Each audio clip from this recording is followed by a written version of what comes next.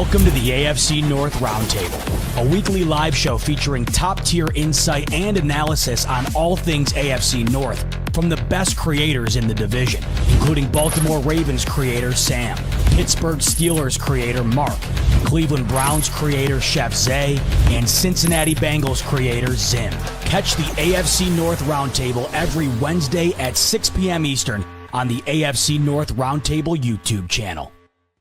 Last Thursday felt that way, and it was certainly a playoff-type game for Cincinnati. Every game moving forward is, and they played like it. They got it done in emphatic fashion. Mark, what'd you think of this divisional battle on Thursday Night Football where Joe Burrow waltzes into Baltimore and gets it done? Are the Bengals back? Are they coming back like they did last year? I was hoping, even though I needed the Ravens to lose, so we are now 6-6 like they did. I'm always hoping for the Bengals to lose as well. But Joe Burrow and this team does look good on offense. And I don't know how this works. And maybe we need Joe Burrow on our team because Joe Burrow even helps the defense. Like when he's there, and I was talking all year about no Joe Burrow, no win. When he's back with 9 toes or whatever he's doing, he just seems to spark the team. It's a very good victory over the Ravens, and now he's 2 games back. So this makes things very, very interesting inside the AFC North because what would be the Bengals' best case is the Steelers to somehow freakishly, beat the Ravens, and then we start to collapse like we already are, and then the Bengals come and ride all the way to a 9-win season. So really good win against the Ravens. They could be back like last year. Joe Burrow just seems to have this, elite presence that does make the whole fucking team from kicker to defense to whoever spark up. And that's a very worrying sign. I think the North this year, I can't remember the last time we've seen the North, week 14, the highest team has 6 wins. So none of us are really that great, have been great throughout the season, but it really depends on who's going to go on the run for the end of the season. And right now, you got to say give the hats off to, even though I wanted to lose, I can't stand them, but I wanted to lose on Thanksgiving. But they've also given the Steelers a shot, but this is now their shot to open the door. The window's wide open for them or something. They can walk into, if they keep winning games and beat the Bills, they have a big chance.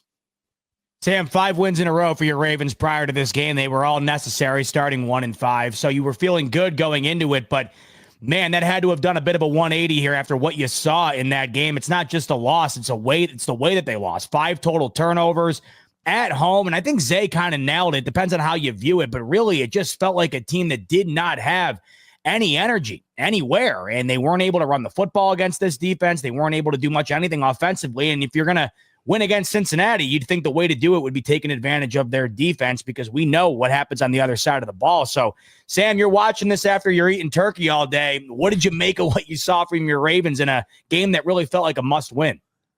I'll try not to take too much juice away from Zim and what he has to say about this game. What I will say is a few things. Take your time. Take my time. Oh, yeah, I'll take my time because I know Zim got some stuff for us. So I'll okay, where do I start? Let's start with the positive. The positive is that I wanted to see if the defense would show up in this contest after playing against some passers that weren't that great. They showed me some good stuff. I think that the pass rush isn't there still. The offensive line for the Bengals have improved this season. We've talked about that all season long. But the Ravens tried to blitz extensively to try and get Joe Burrow off rhythm. The Bengals did a really good job of pretty much stopping that, catching those blitzes and giving Joe Burrow extra time. Some of that is on the offensive line. A lot of that's on Joe Burrow having that pre-snap recognition to get his offensive line and pretty much his team ready for whatever the Ravens had ahead of him. So that's the positives for this game.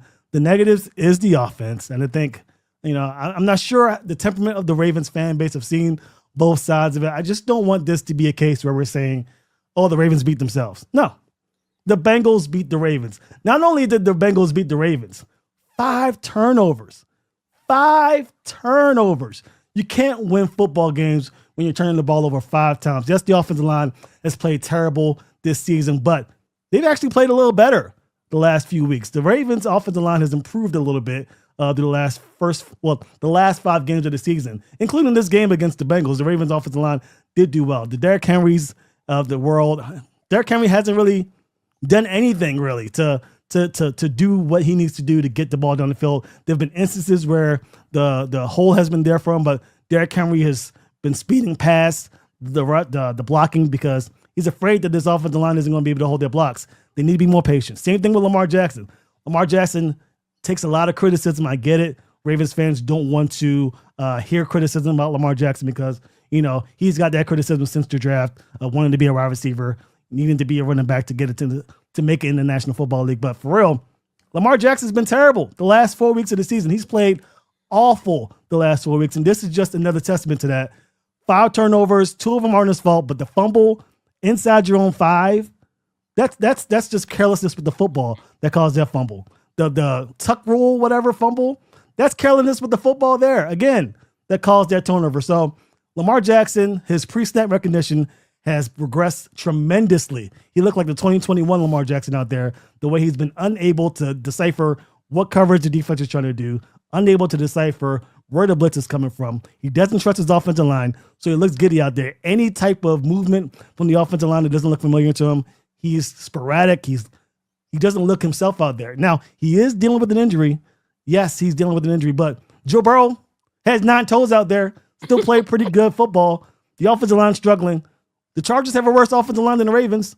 Justin Herbert still put numbers out there. So I'm not trying to hear any type of notion that Lamar Jackson has any excuse for this. This loss, if you have a pie chart and you're trying to graph where the loss is, who deserves the blame for the loss, a large portion of that pie chart should be filled with the word Lamar Jackson because he did not play well in this contest. And if he doesn't improve, like Zay said, if he doesn't improve and get better, the Ravens are going to go to the playoffs. They're just not going to make it. So, the positives of this game, again, the defense played well. Another positive is Lamar Jackson, he's not healthy. He should be getting healthier as the season progresses. When he got 5 games left, he has to get healthy now. He practiced on Wednesday, even though it was limited. But Lamar Jackson needs to get reps in practice. He needs to learn how to play football again. Pre-snap recognition, post-snap recognition, all of those things faltered dramatically the last 5 games of the season. If that doesn't improve, I don't care who's out there. If the offensive line improves, you get Marshall Yonder back at left guard. Doesn't matter. Your team is not going to make it to the playoffs.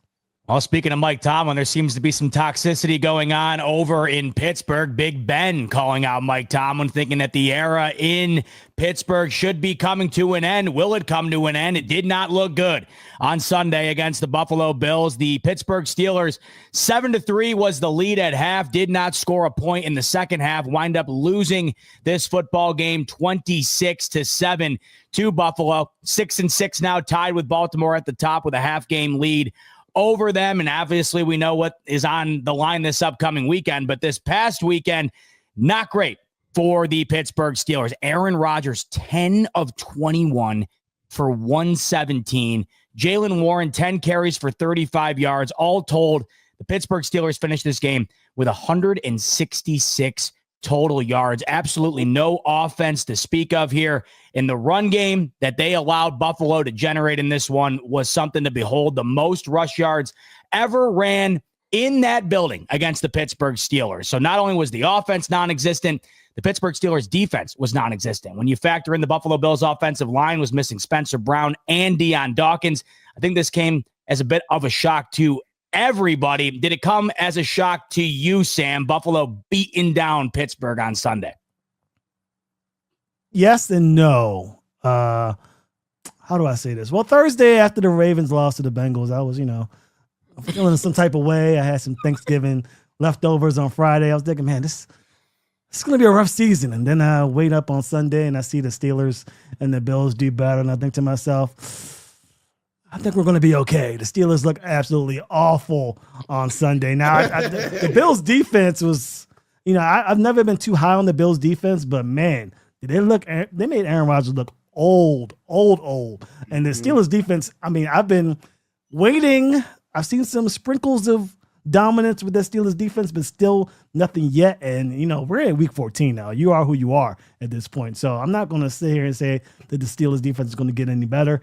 I'm thankful. If this is a Thanksgiving holiday special, I am super thankful for the Pittsburgh Steelers because, man, they have made my day. We're still tied with them after the shellacking we took from the Bengals. I don't know. We'll see what happens next week. We'll talk about the Ravens-Steelers matchup when it comes. But as far as the Steelers are concerned, I see Mike Tomlin getting a lot of shots at his way. He deserves some of that, but I think Omar Khan has gotten a lot of leeway here. He's the one that put this team together. How many times are we going to plug and play a guy? Go the route of the other teams. Just trade up in the draft. Do whatever you got to do to get a quarterback that you believe in, and start this thing over. I know people are talking about they want to get T.J. Watt a ring before he retires. Want to get Cam Hayward another ring or whatever. It's not worth it. Those two guys are not going to handcuff your franchise. Blow this thing up, start over, get yourself a QB, and become dominant. Because this week I'm not feeling it. The Steelers aren't very good this year, and unfortunately, that starts at the top, I guess, with Mark Hahn. Mark, I just saw you folding up the terrible towel. So are you just throwing it in? Are you folding things up right now? Because this might have been. Well, there it is. There it is. This terrible towel has never touched the ground. I Never love been it. dirty. It never gets washes. I fold it like it's an American flag. I love it. I think that Zim is a massive Steeler fan. He knows all about us. I think he loves them. I think deep down inside he loves the black and gold. He wants those championships. The ones behind me. He wants them. Anyways, no, we got fucked up. Let's be honest. Like the Bills, this is one of the most embarrassing stats. Z-Bot said it was the 249 yards, the most in a Steelers stadium in Heinz Field since 2002. No, it was since 1975 when was it OJ who ran for 310 yards against the Steelers defense. Like that in itself is just bad. Like that, honest to goodness, Rodgers, he just got the first half was 7-3, back and forth. Offense, we couldn't do anything. Our defense was playing okay. There was some standouts, some Herbig and Eccles and stuff like that. I think you guys turned the ball over once or twice. We got a touchdown out of it with short field. Our offense can't move the ball recently, though. Rodgers has been injured. I'm not even going to blame the O-line. I am blaming that what Sam said is that Rodgers is a 42-year-old quarterback, turned his birthday yesterday, 2 days ago. He got absolutely fucked up. Like that Joey Bosa came up and just bang, got him good. It was, by the way, legal hit. Nothing wrong with it. Came with a bloody nose. And this is what I didn't want to see. And I'm not going to go back and say, I didn't want Rodgers and then I did like him. He played well at the start. But this was an old man quarterback playing old man football, and he just can't play that way. You need to throw the ball away. Like that just doesn't work. Fumbles the rock. They run in for a touchdown. We lose momentum. Then Mason Rudolph comes in to be quarterback. He throws his first pass, intercepted. Then the game's pretty much done. We just can't move the football down the field. But the biggest takeaway for me is the run defense is to allow that for Steelers Nation, the Steelers defense in Steel City. Anything connected to the Steelers is absolutely embarrassing. Like 249 yards. James Cook cooked us. Who are the running backs you got there? Is it Ray Davis? Is it Z-Bot? Yep. I don't know who the fuck that is. There's 3 or 4 running backs there. I don't even know their names. And they're running over us. And Josh Allen's running over us, getting TDs. 249 is insane. So they have to fix that. Now, I do want to go into the fire Tomlin stuff. I'm a huge Mike Tomlin supporter from the start to the end to whatever happens. But the fan base now is at an all-time high. They were chanting fire Tomlin at the game. They booed Renegade, which I agree with, though, because they played Renegade at a time where we went 4th and 2 and they tried to run the rock, and that was just not happening. Next minute, we're down by 16 points. I agree with booing Renegade. That doesn't make sense. You don't play it then and there. I've been to a few games now at Christmas in Dublin where Renegade works. It's awesome. The crowd goes crazy. It's insane to be. But this fire Tomlin thing, here's one thing I don't get. I don't think Steelers fans are that realistic. A lot of Steelers fans don't like my opinion on this. They're not going to fire Tomlin. Tomlin is there to 2027. He's probably going to be linked with, if you like it or don't like it, he's going to be linked with Arthur Smith there till 2027. Now, the defense-wise, Jarolson, I think he's got 1 more year in his contract. We'll see what happens. But Art Rooney, in the second, at least, he's not going to fire coaches and go and buy someone else. That could be one of his weaknesses. But just because we have a bad game, they're not going to get rid of Tomlin. The fan base thinks they're GMs, and it's just not happening, right? Mike Tomlin could come out this week and win 19-18 or something like that. It won't fix it, but there's just something about this fan base that they have unreal expectations. We all hope and want to win a Super Bowl. However, if you were to say that this team, and I thought the defense would play better, they did have, on paper, they look better this year, but obviously they're getting cooked. But they weren't, if you thought they were going to win Super Bowl with this team, that's crazy. You can always hope, but that's what the Steelers fan base does. They no matter what year Tomlin has this team, and yes, I understand that he gets the players, and Omar Khan is drafting the players and all that kind of stuff. It's football. It's so crazy, though, because at the moment, 80% of the fan base is just yelling fire Tomlin, and there's nothing behind that. I will not debate or even entertain the idea anymore. I want to hear the reasons why you want him gone, or what's going to happen next, or what kind of coach comes in, or whatever it may be after that, because it's not just him. It's the players. It's the receivers. It's the DK Metcalf. It's the defense allowing all these runs. It's Cameron Hayward. He had a bit of a tussle with Josh Allen because he got punched in the stomach, and I don't respect his reaction to that either. I think that was quite piss weak as well. Why are you making a scene out of something and then getting a penalty? This Steelers team, it's frustrating because you can see some good games with versus the Colts and versus the Bengals and stuff like that, where they stopped Taylor for 50 yards, and then you see games like this. Overall, though, the fan base I think is super frustrated. And they're mad, right? They're fucking angry about. They want to fire Tomlin, this, and this. But the words are going to fall on deaf ears because Art Rooney, you wouldn't do it. You're not going to fire your coach with 5 games to go, 6-6 versus the Ravens coming up. Just not going to happen. Now, the only thing that might be a positive, possibly for maybe Tomlin fans and people who don't like Tomlin, right? They might walk away at the end of the season, shake hands, and say, you know what? It's time to go and mutually part ways. But to say fire Tomlin each and every week because we lose, they were saying we lost against the Bears by 3 points and it was the same energy. I just don't understand it. The mentality is Coach Tomlin is your coach for the next 5 games. Art Rooney is the owner. I've seen signs now too. They're asking him to sell the team. The Steelers are worth $6.5 billion. If you fellas were in a GM of the Steelers and someone said you're playing piss poor, you're going to sell a team? No. Makes no sense. I don't know. Maybe it's just my different viewpoint from being Australian or whatever it is. However, they're not going to fire Tomlin. And I get a lot of shit for that too. Oh, you're not a realist. You're not a realist. I think I'm the realest fucking one here saying they're not going to do it because the Steelers aren't going to do it. There's no way they fire Tomlin. Mark, I know you're new to the poverty city world of poverty. The word that you're looking for your fans and your expectation, it's called delusional. Steelers fans are becoming delusional. They call me that though. They say you don't know what you're talking about. You're from Australia. You're Mike Tomlin apologist, this and this. But I'm just thinking what the Rooneys would do and what they have been doing. For a sleeper picks, that game is huge. If Dallas wins, their playoff chances are back to life with 41%. If they lose, they're essentially eliminated. Meanwhile, Detroit, they're in a very similar situation. So this game is massive. Get in on the action because it's going to be an awesome game. Right now, I got Dak Prescott with the free pick, more than a half yard. CeeDee Lamb, longest reception, more than 24.5 yards.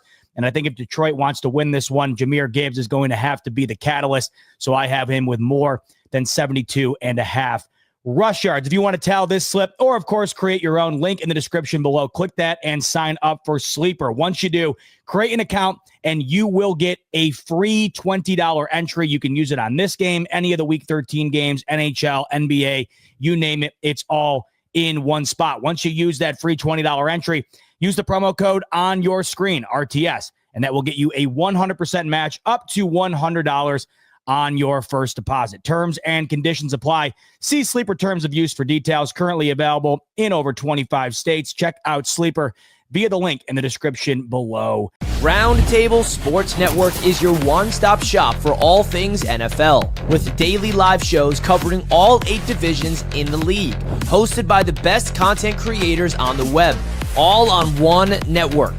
Catch the AFC East live every Monday at 7 p.m. and on Wednesdays at 6 p.m. The AFC West Roundtable live Tuesdays at 6:30 p.m. The AFC North Roundtable live every Wednesday at 6 p.m. The AFC South Roundtable live Tuesdays at 7 p.m. The NFC East Roundtable live every Tuesday at 6 p.m. The NFC West Roundtable live at 9 p.m. on Tuesday nights. The NFC North Roundtable is at 6 p.m. on Wednesdays, and the NFC South Roundtable is live Tuesdays at 8 p.m. EST. And of course, fourth and forever, the flagship show of Roundtable Sports Network covering all things NFL at 1 p.m. Eastern Standard Time on the Roundtable Sports YouTube channel. Real coverage, real fans.